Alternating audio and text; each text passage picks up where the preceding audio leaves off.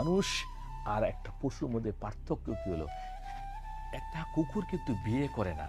একটা কুকুর কিন্তু অন্য যে কোনো একটা স্ত্রী কুকুরের সাথে থাকতে পারে বা তার সাথে সঙ্গম করতে পারে।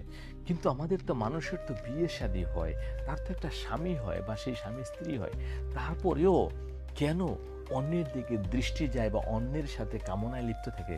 তার মানেই তো হচ্ছে সে মানুষ না, তাকে মানুষ বানানোই হয়নি।